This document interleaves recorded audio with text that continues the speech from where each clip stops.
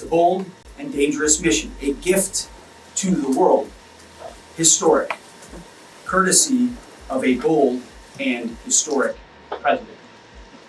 That mission continues today, in this new phase, as Iran has an important choice, a chance to make a deal, a good deal, a wise deal.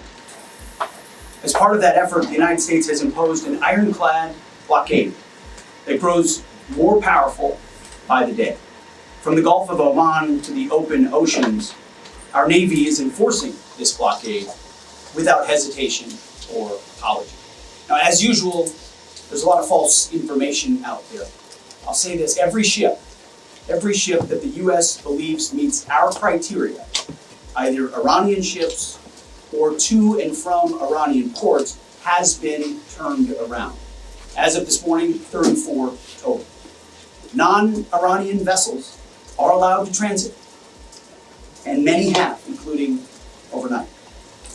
Not only is the blockade growing, in fact, a second aircraft carrier will join the blockade in just a few days, but this growing blockade is also gone global.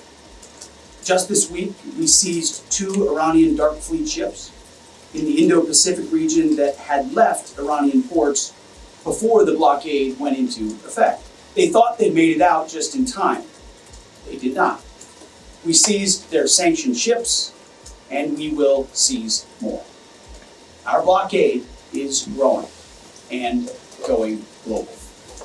America's military is unmatched, projecting power, denying passage to adversaries, and protecting our interest at the time and place of our choosing. No one sails from the Strait of Hormuz to anywhere in the world without the permission of the United States Navy. To the regime in Tehran, the blockade is tightening by the hour. We are in control, nothing in, nothing out.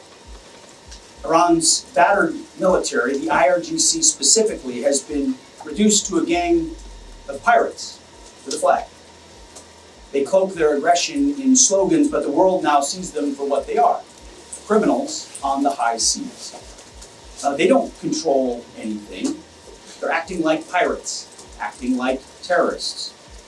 They're the ones who lay indiscriminate mines, who shoot at random ships, who killed 45,000 of their own people, innocent protesters in the course of weeks.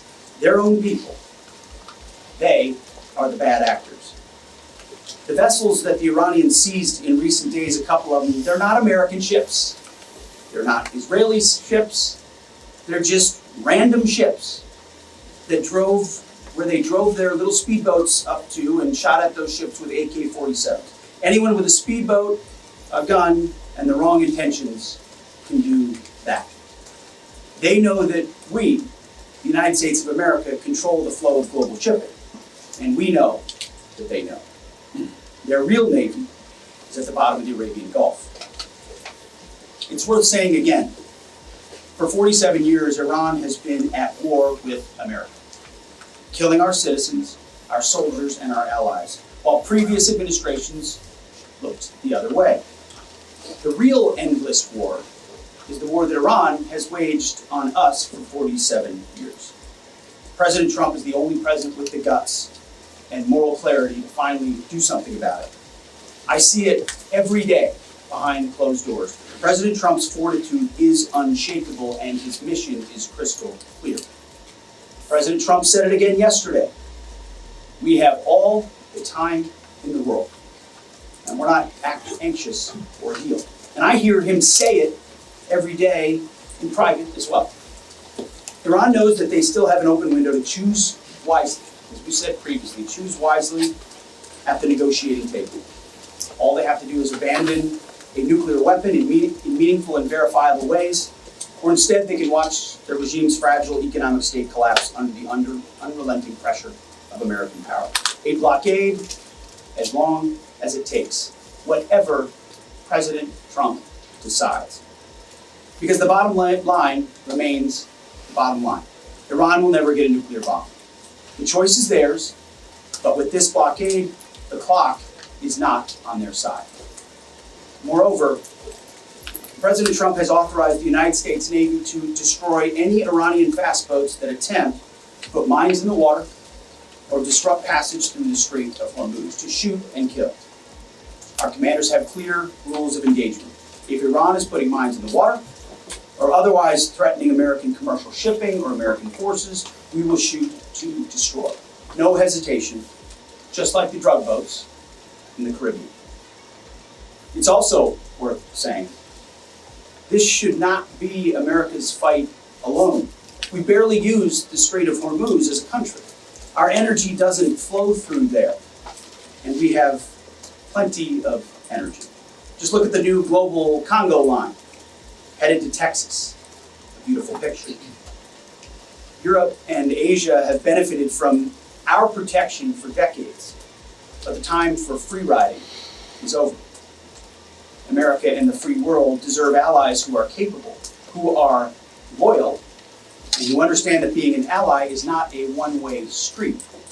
It's a two-way street. We are not counting on Europe, but they need the Strait of Hormuz much more than we do, and might want to start doing less talking, having less fancy conferences in Europe, and get in a boat. This is much more their fight than ours. On this core mission, America's will is unshakable, our capabilities unmatched.